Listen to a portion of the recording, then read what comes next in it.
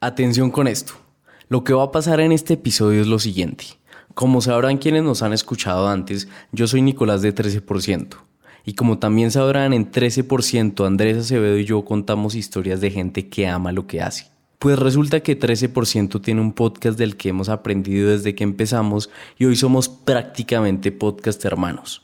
Ellos se llaman Empréndete y ellos cuentan las mejores historias de emprendedores en América Latina. Aunque 13% y Empréndete son podcasts diferentes, ya llevamos varios meses ayudándonos mutuamente, compartiendo ideas y con un objetivo similar: contar historias únicas con lecciones inolvidables. Entonces, hablando un día, dijimos ¿por qué no hacer algo juntos? Así que hoy decidimos unirnos y contar esta historia juntos. La voz de Empréndete hoy será Juan Pablo Ramírez, a quien tengo acá al lado. Gracias, Nico. Hola, yo soy Juan Pablo de Empréndete y pues, sin más rodeos empecemos esta historia. Faltando 9 semanas para el Mundial, venía entrenando muy bien, me dio una gripa que no cuidé, una neumonía, inclusive me tenían que sacar líquido del pulmón izquierdo y todo esto, no podía entrenar. Finalmente, faltando 8 días para el Campeonato Mundial, me dice la doctora, mi neumóloga, me dice, ya puedes empezar a entrenar. Entonces, como yo soy un poquito terco, llegué y compré los tiquetes para Hawái y me fui para Hawái. Ese sábado corrí 30 minutos, el domingo monté 60 kilómetros. Cuando llegué a Hawái nadé 20 minutos y con eso me fui a correr un campeonato del mundo. ¿Eran cuánto en cifras? En cifras, 4 kilómetros de natación, 180 kilómetros de bicicleta y 42 kilómetros de atletismo.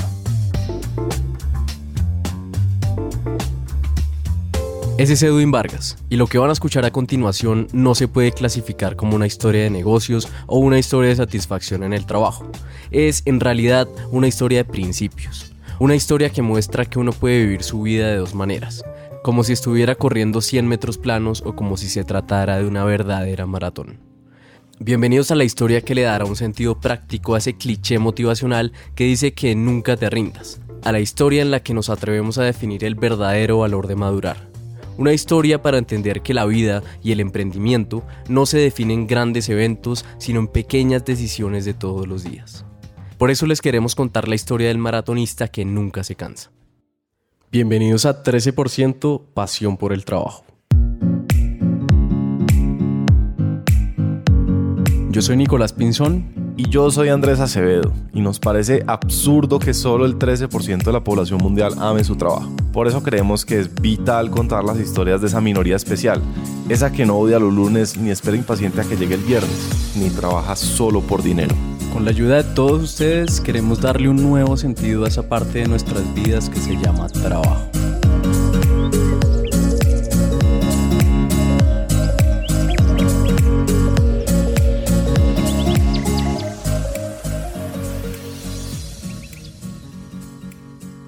Aunque esta historia ocurre en kilómetros de bicicleta, atletismo y natación, lo cierto es que el origen de todo está en la piscina, en una piscina de Cúcuta, una ciudad en la frontera de Colombia y Venezuela, a la que Edwin acababa de llegar junto con su familia. Mi familia se trasladó a vivir a la ciudad de Cúcuta cuando yo tenía 11 años. Okay. Y en Cúcuta, en el colegio de La Salle, pues el colegio tenía piscina, tenía equipo de natación. A mí, yo amaba el agua, pero era de los que llenaba la tina del baño para simular que estaba entrenando.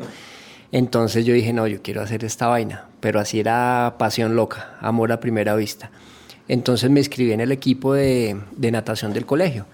Y es ahí donde... En una de las competencias de natación, Edwin vio a un grupo de nadadores que a pesar de ser de su misma edad, tenían un nivel muchísimo más avanzado. Ellos hacían parte del grupo de la liga y a partir de ese momento él decidió que él quería estar ahí. Es así como me cambio, entro en uno de los equipos de la liga allá en Cúcuta y me doy cuenta...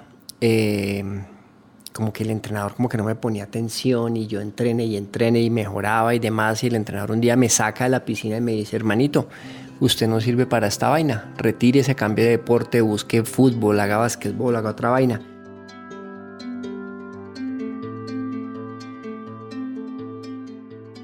En este punto hay que entender algo, y es que hay dos rasgos que desde muy joven echaron raíces en la personalidad de Edwin. Uno es la independencia. Nosotros pasamos una etapa bastante fuerte cuando estábamos pequeños. Por las empresas de mi papá, mi mamá tuvo que ir a ayudarle también a él. En esa época éramos como súper frescos con absolutamente todo. Hoy en día decir que un niño de 7, 8 años se va a quedar solo en la casa como que y de dónde está la niñera y se nos va a morir y se va a traumatizar, eso es puro cuento. Mi mamá nos dejaba en la ruta y cuando yo llegaba, me acuerdo, no había microondas en esa época, era cocinar, calentar la comida que nos dejaba ella y ya no la volvíamos a ver porque cuando ella llegaba tarde nosotros ya estábamos durmiendo para el día siguiente. Entonces creo que ahí se empieza como a forjar como una disciplina y una autonomía e independencia con respecto a la vida. Cuando yo empiezo a hacer la parte de deporte, a mí me gustaba, a mí no me iban a ir a llevar tenía la facilidad en este sentido de que estábamos en Cúcuta, es una ciudad más pequeña, agarramos las bicicletas o se va caminando y llegaba a la piscina, entonces como que no dependía uno tanto de los padres. Entonces era tanto el deseo y las ganas de hacer las cosas que yo no estaba pensando, a mí no me tenían que decir hoy tiene que ir a entrenar o hoy tiene que hacer tareas porque pues los deberes de uno son simples, estudie, rinda en el estudio y haga su deporte y listo. A su independencia se suma su terquedad. Y es que si a Edwin se le planta en la cabeza un objetivo, hay muy poco que uno pueda hacer, en realidad nada, para impedir que lo persiga. Entonces cuando su entrenador de natación le dice, hermanito, parece que esto no es lo suyo, Edwin, el joven Edwin, echó mano de su independencia y terquedad y... Entonces le di una palmadita en la espalda, le dije muchísimas gracias. Laureano Gómez se llamaba este personaje. Entonces, pero eso se convirtió como en el factor motivacional de vamos a callarle la boca a este señor, porque es que como así que me va a decir a mí que yo no sirvo para esto. Entonces es ahí cuando me cambio de equipo, me voy para otro equipo y le pregunto al entrenador qué es lo que tengo que hacer para ser bueno. Y él me dice, bueno, listo, mañana lo espero a partir de mañana, está usted aquí a las 4:30 de la mañana.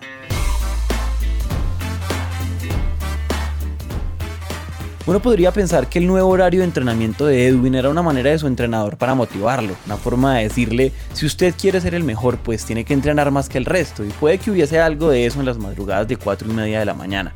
Pero lo cierto es que había otra razón. No tenía velocidad, yo siempre he dicho que pica más un bocadillo de leño porque no tengo velocidad, pero resulta que las pruebas de fondo era muy bueno, entonces empiezo yo a concentrarme en las pruebas de fondo, un 400 combinado individual, los 1500 metros libres, y me daba cuenta que adicional a esto, para los niños era más fácil hacer un entrenamiento de 1 hora, porque eran velocistas y listos. Los fondistas teníamos que hacer entrenamientos de 3 horas. Como nadador llegué a hacer fondos de 17 kilómetros al día en natación. Entonces me di cuenta que podía hacer kilómetros y kilómetros y kilómetros y como que mi cuerpo se comportaba de una muy buena manera. En ese proceso de autoconocimiento, Edwin descubre que su fortaleza como deportista recae en la resistencia, no en la velocidad explosiva. Y aquí uno se vería tentado a pensar, bueno, ya que tiene claro en qué es bueno, le va a quedar más fácil volverse un nadador de primer nivel. Sin embargo, hay algo en el pasado de Edwin, algo que por supuesto no podía cambiar ni influenciar, que lo iba a limitar. Edwin había descubierto que su verdadera fortaleza como nadador estaba en su resistencia. Estaba entonces destinado a sobresalir en carreras con distancias más largas. Sin embargo, Edwin nunca iba a poder ser un verdadero nadador top por una razón que suena un poco raro: le faltaban años. Y eso no quiere decir que debía ser paciente y desarrollarse más como nadador. En realidad se trataba de años de su pasado. Edwin empezó a nadar a los 12 años, es decir, un momento en el que ya estaba viejo. Resulta que para ser un buen nadador ya es tarde. Los niños te llevan 6 años de ventaja. Es increíble que a los 6 años uno ya esté atrasado 6 años. Así suena absurdo, así es. Recuperar esos 6 años era imposible por más determinación o práctica que Edwin quisiera desplegar. El sueño de ser nadador se diluía poco a poco y era hora de reemplazarlo por otro sueño. Fue en ese momento cuando Edwin se topó con una imagen que muchos de nosotros consideraríamos grotesca, pero que para Edwin era casi espiritual. Alguna vez veo un video de Iron Man en donde se están arrastrando y demás por el piso y gatean y yo digo, uy, qué berraquera, yo quiero hacer eso en la vida. Entonces ahí yo ya sabía que quería ser triatleta profesional. Edwin Vargas no nadaba como pez en el agua, aunque le encantaba, nunca se le facilitó y por eso tuvo que trabajar duro.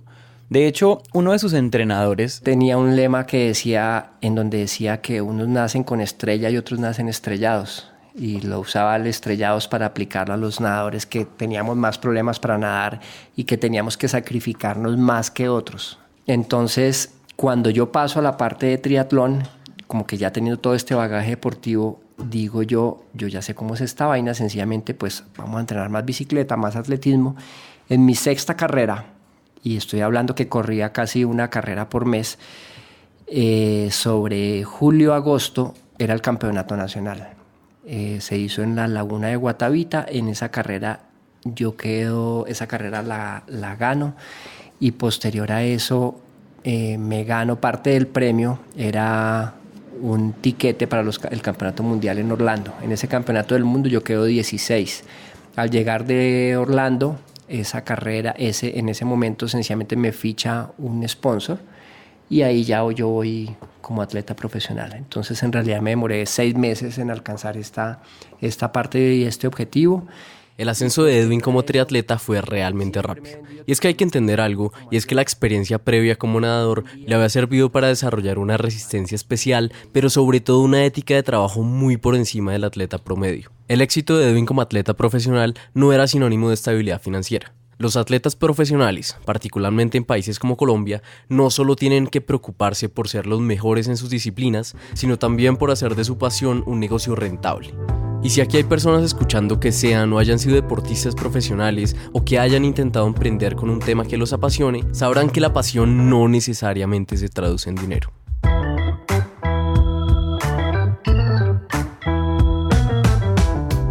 Esto de convertir la pasión en algo rentable es difícil, muy difícil en algunos casos. Pero lo cierto es que uno puede caer en el error de generalizar. De decir, no, es que hacer triatlón no da dinero. O decir, no, es que hacer podcast no da dinero. Lo más probable es que el que diga eso es porque lo escuchó de alguien más y lo tomó como cierto sin siquiera intentarlo. O puede que lo haya intentado pero probó con las mismas estrategias, esas que se sabe que no funcionan. Y el resultado pues fue el esperado, fracaso. Y ahora entonces hay una persona más repitiendo, no, es que hacer triatlón no da dinero. Ese pudo ser el caso de Edwin, sin embargo, él siempre me he vendido totalmente diferente como atleta. Hoy en día los atletas tienen la mala costumbre de ir hacia una empresa principal en donde van y le dicen, es que yo tengo un viaje a Santa Marta o tengo un viaje a España, a ver si ustedes me ayudan con el tiquete. Entonces eso es como pedir limosna. Entonces lo que yo hacía era armar un plan de medios, armar un plan estratégico de mercadeo en donde yo le decía, le tengo a usted la posibilidad para que con su empresa usted tenga prensa, radio, televisión y su marca esté expuesta, y el presupuesto para que usted tenga toda esta publicidad es tanto. Y ahí obviamente yo estaba cubriendo los gastos de absolutamente todo. Cuando uno vende eso o vende este objetivo de una manera diferente a decir que si te ayudan para un tiquete, entonces obviamente fui un deportista que me considero afortunado porque siempre tuve sponsors. Y cuando no los tuve, pues me la guerrié y sabía que era lo que tenía que hacer en ese momento para buscar las cosas. Uno tiende a creer que la carrera y el emprendimiento son escaleras ascendentes. Uno cree que si al principio le tocó duro y los recursos eran escasos, naturalmente lo que va a seguir pues va a ser menos difícil. Y puede que haya casos así, pero para el 98% restante de nosotros la vida no es tanto una escalera. Es más bien una montaña rusa con altos y bajos, y después de un ascenso frenético pues puede venir una caída. Eso también era cierto para Edwin y en esos momentos había que aceptar con humildad los cambios del destino. Había que bajar la cabeza y hacer cosas que en principio podían verse como un paso para atrás. Y entonces en Europa mientras estudiaba, estuve de bartender, estuve haciendo 80,000 cosas. Cuando vivía en Alemania, que corría por un equipo alemán, fui periodista, repartía periódicos. Entonces, pero normalmente hoy en día yo veo a muchos atletas profesionales y de nuestro país, no, es que yo soy súper pro y no sé qué. Yo estaba en Alemania, pero parte del objetivo era que sí te pagaban, muchas veces no alcanzaba para todo esto y había que hacer otras actividades. Otras actividades representaba, pues bueno, yo ya era graduado en ciencias políticas, pero si en Alemania había que repartir periódicos, pues repartimos periódicos. Entonces, ahí es donde les hablo yo, qué tanto está uno dispuesto a hacer y qué tanto quiere sacrificar para llegar a los objetivos. Y por ahí pasaron muchas cosas, después en España también estar en el Instituto de Bellas Artes, estar en una casa de catering haciendo absolutamente de todo, para hacer montajes de bodas, desde una cuchara hasta montar las carpas. Se acababa la boda a las 7 de la mañana porque en España son bien rumberitos, entonces a las 7 de la mañana vaya y desarme, monte camiones, y de la mano de todo eso estaba estudiando y estaba entrenando. Hacer lo que a uno le gusta exige sacrificios, y para Edwin eso no solo significaba pasar menos tiempo con su familia o tener menos tiempo libre. Sacrificios también significaba repartir periódicos, montar carpas de catering y ser bartender, que no solo son cosas que quitan tiempo, sino que podrían pegar duro en el ego. Piénselo, Edwin ya había cumplido su sueño de ser atleta profesional, es decir, ya lo habían validado como uno de los mejores en lo que hacía, y aún así, para mantener el sueño vivo, le tocaba literalmente repartir periódicos en la calle, y a veces incluso le tocaba competir más de lo que un atleta promedio competía, más de lo que cualquier persona cuerda estaría dispuesta a hacer. Como profesional se volvía uno como un mercenario. Digo que uno se vuelve un mercenario. En Europa yo escogía las carreras de acuerdo a la cantidad de eventos que hubiesen ese fin de semana para ir a competir, porque en esas carreras había dinero, y recuerden que uno corriera por dinero. Entonces recuerdo un fin de semana en Limburg, en Holanda, en una ciudad en Holanda, en donde era el fin de semana de triatlón. Entonces en la mañana había un sprint, pues Edwin estaba corriendo el triatlón sprint y estaba peleando los 3 primeros puestos, creo que quedé primero o segundo. A las 5 de la tarde era el triatlón olímpico, pues Edwin estaba otra vez corriendo el triatlón olímpico porque ahí también había dinero, y al otro día había un medio Ironman, pues allá estaba metido de cabeza corriendo un medio Ironman. Entonces, pero se me daba muy bien esto, corría en la mañana, corría en la tarde, al otro día estaba compitiendo otra vez una distancia medio Ironman, en todas estuve en el top 3 con unos tiempos bárbaros. Estoy hablando de, en esa época estábamos corriendo 3:57 un medio Ironman, que implica correr 1:16 la media maratón dentro de ese medio Ironman. Entonces definitivamente teníamos un muy buen nivel. Y hablo de un grupito de colombianos que nos movimos durante 10 años, en donde sabíamos que de estos 5 no salía los primeros puestos de cualquier carrera. Entonces viene el... Perdón, era mercenario porque el negocio con la empresa era que uno hiciera la mayor cantidad de... No, porque había dinero en cada carrera. Entonces premio. Yo iba con los premios en efectivo. Okay. Entonces listo, este fin de semana vamos a... Exacto, entonces vamos a organizarnos y vamos a competir este fin de semana para hacernos tantos, en esa época eran marcos alemanes o lo que correspondiera, porque todavía no estaba el euro. Entonces esa era la forma como yo corría y lo hacía en ese momento.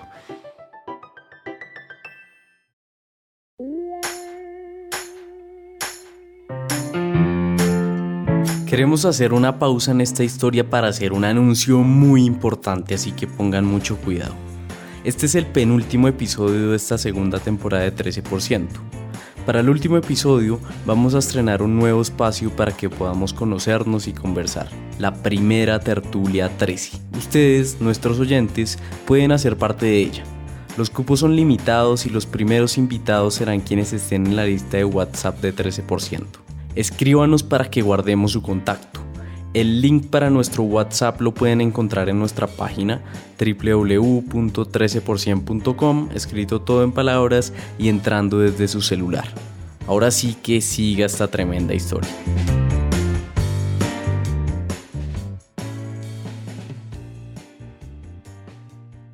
Vivir en Europa tenía un sentido muy pragmático, y es que en ese momento el gran objetivo era clasificar a unos Juegos Olímpicos, a los Juegos Olímpicos de Sydney en el 2000.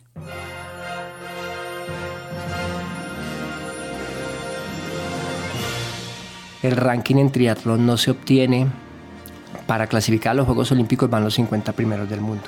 Ese ranking se obtiene no como en natación, en donde se hace una marca mínima que se establece por país, sino que aquí se hace por puntos, como los tenistas. Hay que ir a diferentes campeonatos a obtener puntos. Sucedía lo mismo en triatlón. Al final les conté a ustedes que tenían que viajar por todo el mundo para ir a estas Copa Mundo y a estos campeonatos mundiales, y en esa época era muy costoso, muy costoso. Estar en Europa le daba la posibilidad a Edwin y a los otros atletas de participar en el mayor número de carreras posible y avanzar en el ranking. claro, eso exigía dinero y por eso era necesario tener esos trabajos alternativos y también correr carreras como un mercenario en persecución de dinero. Incluso con ese dinero no bastaba y la buena noticia es que Edwin y los otros atletas recibían apoyo estatal. Desafortunadamente, en el año 98 sucedió en Colombia una grave crisis económica que afectó a miles de personas. Muchos perdieron sus viviendas y muchos otros, como Edwin, fueron afectados por el mal estado de la economía. Entonces ahí en ese pedacito como que se trunca el sueño olímpico, porque faltando como casi un año nos quitan a nosotros los apoyos, dejamos de competir, al dejar de competir nos vamos hacia atrás en el ranking y nos quedamos varios por fuera de esos Juegos Olímpicos de Sydney. No por condiciones, sino por mismos manejos de gobierno. Cuando sucede eso, como que se acaba mi norte y tengo que empezar a reinventarme nuevamente. En ese momento que estaba muy en auge todo lo de Ironman y demás, yo regreso a Colombia, me doy cuenta que no hay equipos como tal, organizo un equipo de triatlón y finalmente llevo al primer equipo de deportistas no profesionales que van a correr un Ironman fuera de Colombia.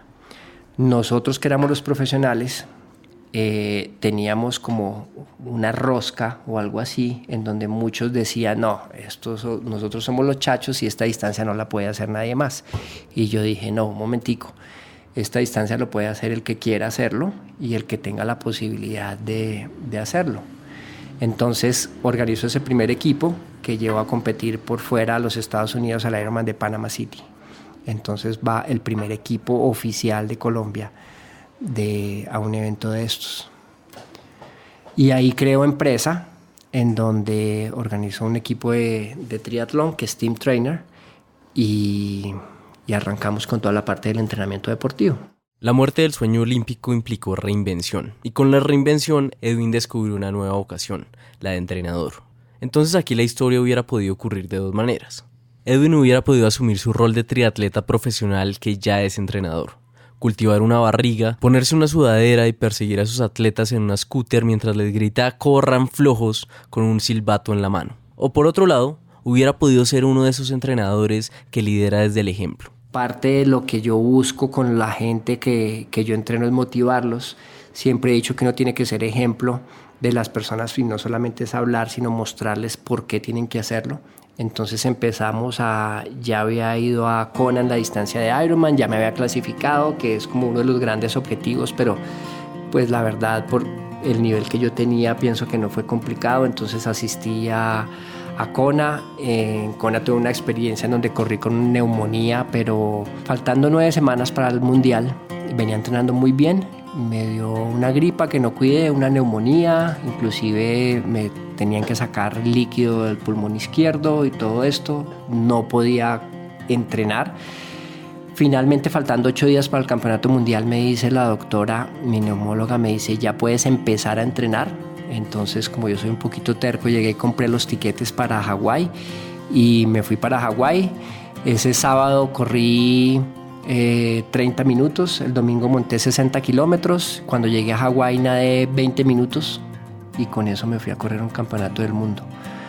¿Eran cuánto en cifras? En cifras, 4 kilómetros de natación, 180 kilómetros de bicicleta y 42 kilómetros de atletismo. A Edwin no le bastó con crear el primer equipo colombiano de triatletas. La motivación que le produce competir en las carreras es tanta que simplemente retirarse y dejarse crecer la barriga no es una opción. Edwin siguió compitiendo como esa vez en Kona cuando corrió con un pulmón menos. Aquí sucede algo y es que cuando uno tiene mucha experiencia en algo, los retos parecen disminuir su tamaño.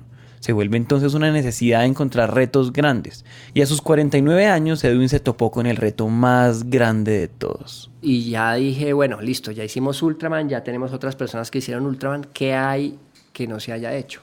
Aquí hay que hacer una aclaración, y es que como para Edwin este es su día a día, naturalmente lo relata con una voz tranquila y sin demasiada emoción. Pero solo para dimensionar la envergadura de estas pruebas, Ultraman, la carrera que Edwin ya había hecho, tiene las siguientes condiciones. Son 3 días. En el primero se nadan 10 kilómetros y luego se pedalean 145 kilómetros en bicicleta. El segundo día, 274 kilómetros en bicicleta y el tercer día se corren el equivalente a 2 maratones, es decir, 84 kilómetros. Para los que han corrido una carrera de 10 kilómetros, sabrán que lo que acabamos de decir es absurdo. Y si eso les parece absurdo, aprieten los audífonos, porque esta fue la carrerita que Edwin, a sus 49 años, decidió hacer. El Epic 5 Challenge es una carrera que hace 5 Ironman, es decir, todos los días nadas 4 kilómetros, montas 180 de bicicleta y corres 42, una maratón. Y eso se hace por 5 días y en 5 islas diferentes de Hawái. Esa carrera, hasta ese momento, la habían terminado solamente 24 personas en el mundo, en la historia. 210 kilómetros corriendo, 900 en bicicleta y 20 nadando durante 5 días. Una carrera tan absurdamente imposible que en el momento que Edwin decidió medírsele al reto, solo 24 personas en este mundo que está lleno de gente loca lo había terminado. Una carrera que solamente podía ocurrir en un lugar tan místico como Hawái.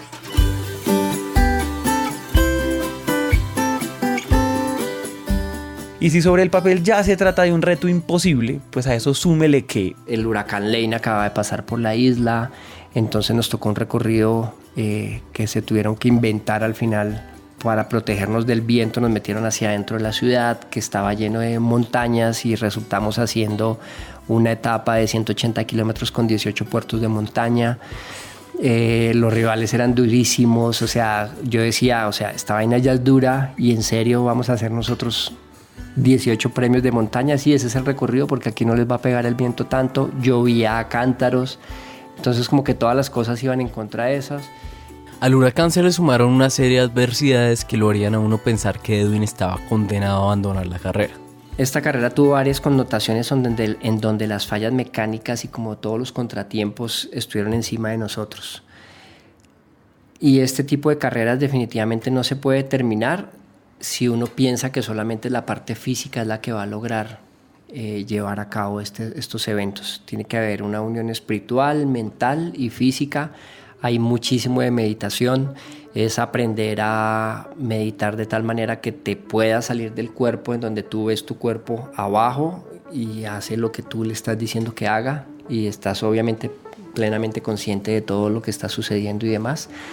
La parte espiritual, en donde en algún momento les decía que yo lo veía como un don que me había dado Dios, el hecho de poder correr y correr y correr y como que no parar.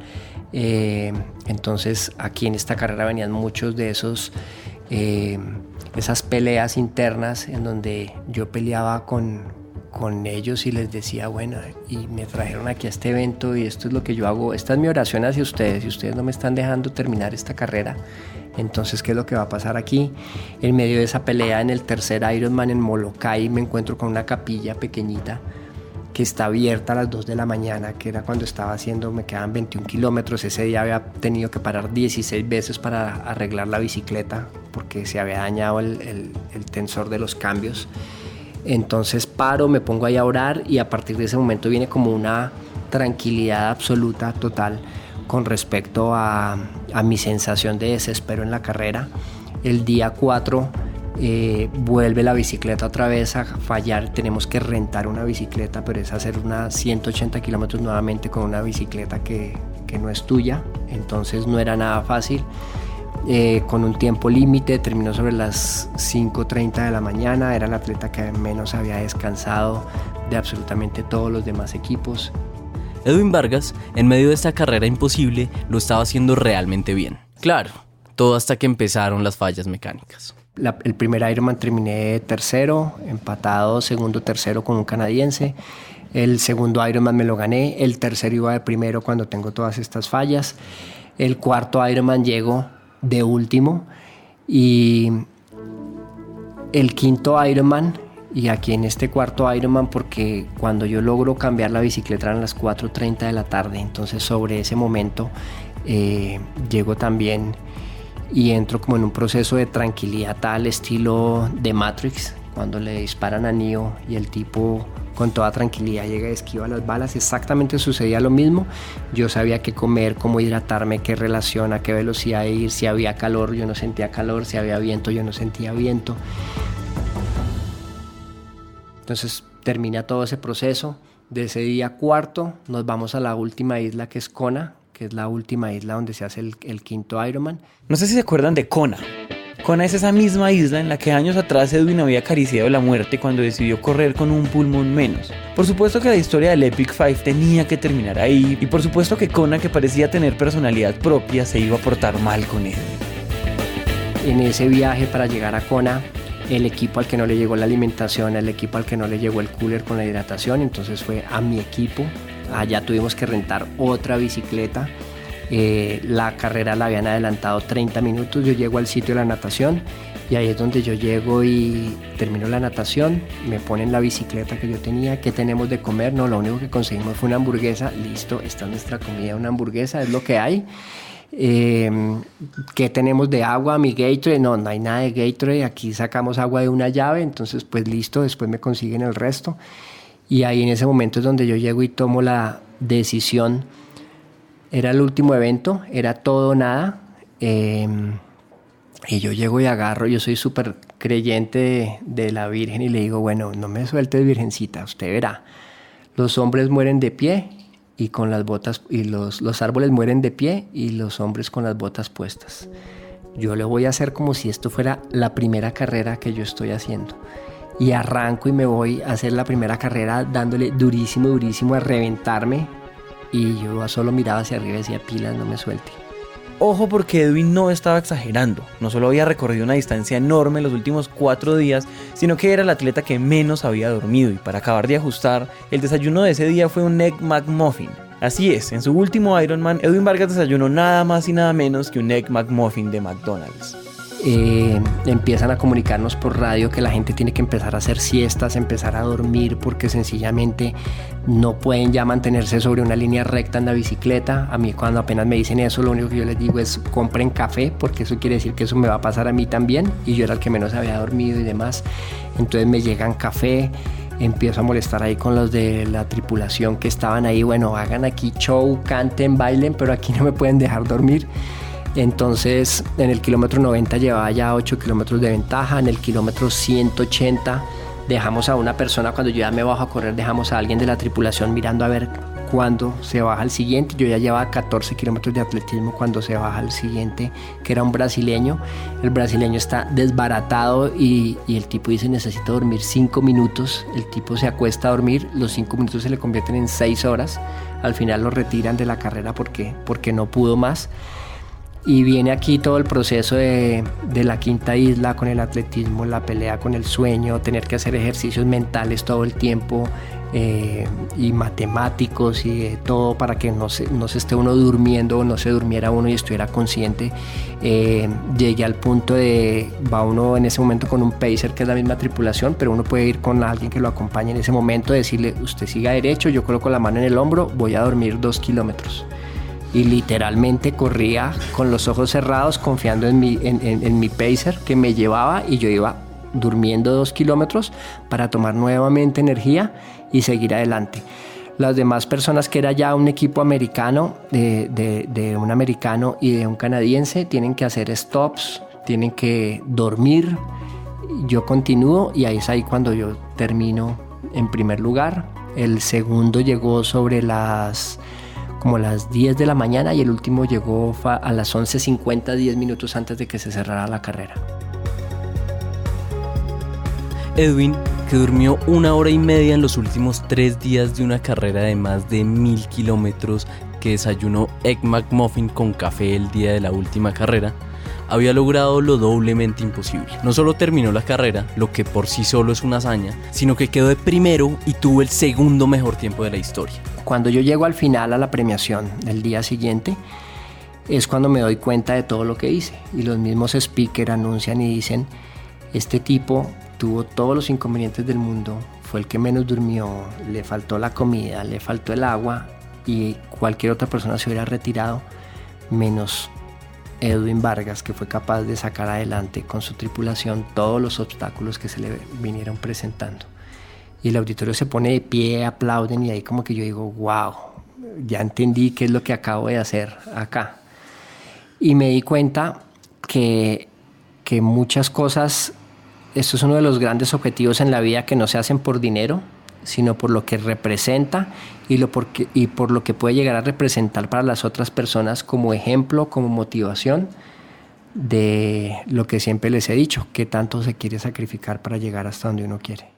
Esa es la historia de cómo Edwin ganó el Epic 5. Pero por supuesto, es una historia que se queda a medias si no se complementa con un buen ritual Honolulu.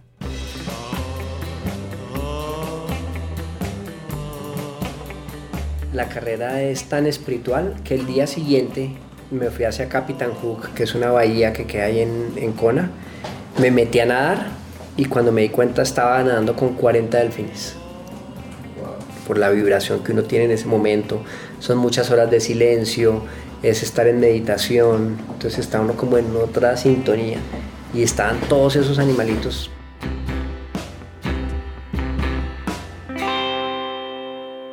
La gente dice, no, pero ¿usted cómo está haciendo este tipo de carreras y demás? En este momento yo tengo 50 años y la gente dice cómo un tipo de 50 años puede estar haciendo todo esto. Entonces, número uno, la edad es solo un número. Con quién andas y qué es lo que tú haces, y ese es el tipo de vida y de actividad que tú vas a estar manejando y la energía que tú estás manejando. Y lo siguiente hace parte del proceso de reinvención. Hoy en día hay muchos consejos que se han vuelto lugares comunes. Los escuchamos todo el tiempo y pareciera que si no los seguimos estamos condenados a ser unos perdedores.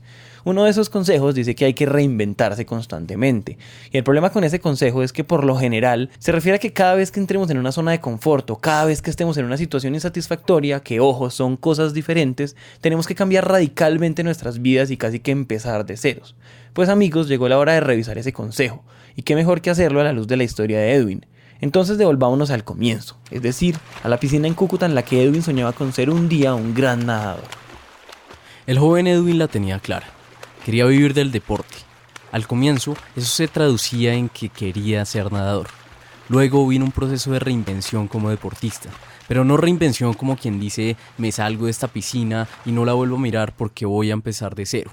No, una reinvención más moderada. Reinvención acumulativa, si se quiere. El tipo de reinvención que no deja atrás el camino recorrido hasta el momento, sino que con la ventaja de la experiencia previa, lo utiliza para una nueva bifurcación en el camino. Tenerla clara y reinventarse no son antónimos. La reinvención tiene que ver con un proceso de autoconocimiento en el que uno aprende a conocer sus fortalezas y también a refinar sus intereses. Claro, a veces ese consejo de reinventarse completamente sí aplica. Y ahí puede darse ese famoso empezar de cero. Pero esa no tiene que ser la regla general. Uno puede construir sobre lo construido, así el mundo le esté pidiendo que pruebe cosas totalmente diferentes y se reinvente. O desde el primer día en que yo decidí empezar a nadar, ese primer día, ese primer entrenamiento empezó a ser parte de la gran columna vertebral de lo que representaba hacer un entrenamiento para el Epic 5. La gente tiene el concepto, por ejemplo, cuando se prepara para una maratón. Entonces se entrenan 6 meses para su maratón, llegaron, compitieron, pasó ahora listo y tenemos una carrera en 3 meses, entonces ahora tenemos los 15K. Entonces, ¿cuándo empezamos a entrenar? No, ¿cuándo empezamos a entrenar? No, usted ya entrenó para una maratón, usted ya hizo ciertos entrenamientos, eso está en las piernas, eso está en la memoria muscular, hace parte de una neurolingüística que se maneja biológicamente. Y es sencillamente, todo ese será el acumulado, que si hay que hacer un nuevo proceso, hay que hacer unas cargas y descargas para que funcione eso. Y así como los entrenamientos previos se acumulan en las piernas, uno debería apuntarle a que sus experiencias previas como emprendedor y profesional se acumulen también. Cuando uno cultiva esa mentalidad de que todo lo que ha hecho le va a servir en el futuro, los cambios radicales dejan de angustiarlo. Los fracasos como emprendedor dejan de avergonzarlo. Cuando uno deja de medir su éxito profesional por la suma de años de experiencia y entiende que la vida como el emprendimiento es una acumulación de habilidades que uno va desarrollando, y cuando uno encuentra la manera de combinar experiencias que en principio parecían aisladas, ahí sí está preparado para competir en otro nivel. Hay que ser muy paciente. Hoy en día todo esto suena muy bonito y demás, pero ha sido el proceso de toda una vida, de muchos años, de más de 20 años, de 30 años de trabajo. Y así sucede con los grandes proyectos. Entre más grande sea el proyecto, más tiempo va a tardar en madurar todo lo que uno se esté planteando. La gente está acostumbrada a que se den los resultados inmediatos, y nada que se dé inmediato va a representar que sea una cosa o que sea un proyecto grande, porque no va a tener las bases suficientes para que tenga una buena estructura.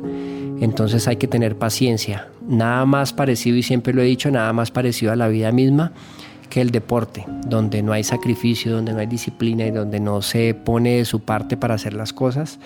La vida misma es así. Si yo no siembro y si yo no, suena cliché, pero es que literalmente es así. Si yo pienso que con un esfuerzo de 2 meses ya es suficiente para obtener resultados, yo les estoy hablando a ustedes de los resultados del Epic 5, en donde este evento lo han terminado 25 personas en el mundo únicamente. Pero para que yo tuviera este proyecto, hay detrás mío 38 años de experiencia deportiva. Es así de simple. La vida se parece al deporte, pero sobre todo se parece a una maratón. Una maratón en la que hay que reinventarse porque hay diferentes etapas. Reinventarse es, en cierto sentido, madurar. Madurar para entender que diferentes etapas de esa carrera exigen diferentes capacidades. Y eso está bien. Eso no es otra cosa que la vida. Si ustedes miran a un atleta, les voy a poner el ejemplo. Un atleta de 100 metros planos o un atleta de deportes explosivos es un atleta chicharachero, brincón, que grita, que habla. Ustedes ven a un fondista, ven a Kipchoge, que es el atleta, el mejor maratonista del mundo en este momento, Heber Selassie en su momento, cualquier fondista, son tipos callados que no hablan mucho y actúan demasiado. Los de distancias cortas son tipos que les salen carteles de las orejas cuando les tapan la boca. Entre el deportista haga deporte de mayor resistencia, ustedes se van a encontrar con que son deportistas más humildes y más sencillos, porque son deportistas que tuvieron que invertir muchísimas más horas de entrenamiento y de ser humildes y de comer de la que sabemos para poder llegar a obtener el triunfo final. Esa es la actitud que queríamos dejar hoy sobre la mesa, la del maratonista que nunca se cansa, el que entiende que sus esfuerzos no son aislados, sino que son verdaderos escalones de una misma carrera, el que entiende que puede estar atrasado en los primeros kilómetros, pero eso no lo angustia porque sabe que esto va para largo. Entonces la próxima vez que se vean con ese amigo que alardea haber conseguido un gran trabajo muy temprano, con un montón de beneficios, viajes y éxito financiero, o el que dice que la está sacando del estadio con su emprendimiento, recuerden que las personas que hablan pueden hacerlo porque están corriendo 100 metros planos. Ustedes tranquilos, ustedes no pueden hablar de más porque necesitan esa energía para su propia carrera, la carrera que sí vale la pena, la carrera de la vida que es necesariamente una maratón.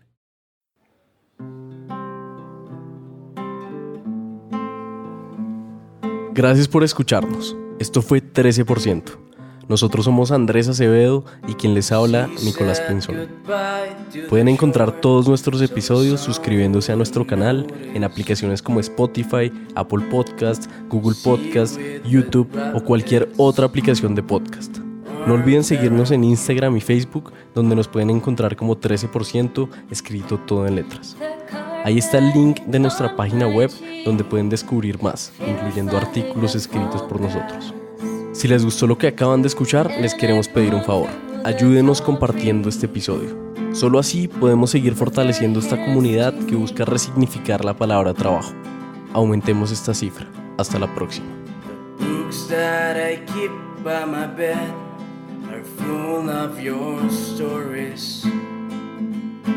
That I drew up from a little dream of mine, a little nightmare of yours.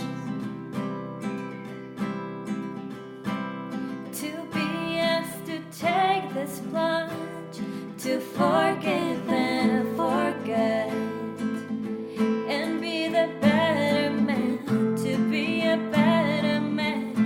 La canción del principio es Happy Life de Fred G y la canción del final es Slump de Of Monsters and Men, interpretada por Daniela Méndez y Nicolás Pinzón.